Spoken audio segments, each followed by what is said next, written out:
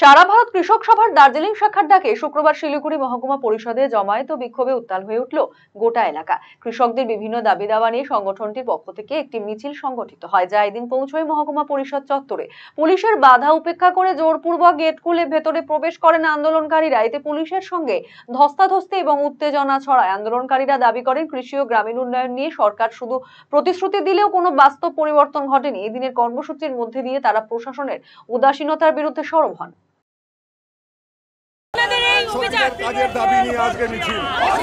মহকুমা এলাকার ফাঁসিদাওয়া, নকশালবাড়ি, মাটিগাড়া, পাথরঘাটা, চন্দ্রাসারি, মনিরাম, খড়িবাড়ি, বিন্নাবাড়ি গ্রাম পঞ্চায়েতগুলি 22টি গ্রাম পঞ্চায়েতের প্রতিনিধিরা, গ্রামীণ মানুষ আজকে ডেপুটেশন দিতে আসছে।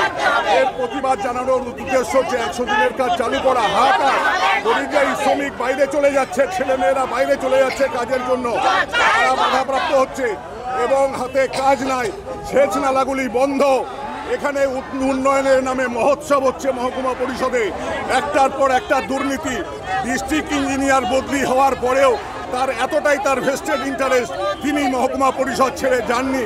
এখন হয়তো গেছেন, তিনি দায়িত্ব ছাড়তে কুণ্ঠাবোধ করছিলেন, কারণ রসের ভাণ্ডারটা এখানে আছে, ভাগবাটোয়ারার জায়গাটা এটা। এর প্রতিবাদে জানাতে গ্রামের শিলিগুড়ি মহকুমার গ্রামের মানুষ আজকে মহকুমা পরিষদ অভিযানে এসছে সারা ভারত কৃষক সভার নেতৃত্বে। রায়গঞ্জবাসীদের জন্য সুখবর। যারা দীর্ঘদিন ধরে জয়েন্টের ব্যথা এবং হাড়ের সমস্যায় ভুগছেন, তাদের জন্য রায়গঞ্জ দিশারিতে আসছেন আর.এন. টেকোর হাসপাতালের জয়েন্ট রিপ্লেসমেন্টে ভারত বিখ্যাত অস্থিরোগ বিশেষজ্ঞ doctor Barun Dutta, MD, DNB.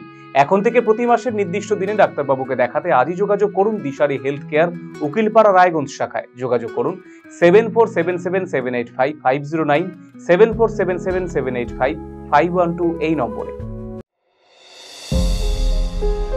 এবার সত্যিই কি পরিবর্তন হবে? না, এবার একটা পরিবর্তনের দরকার। কি পরিবর্তন চাও? কে করবে পরিবর্তন?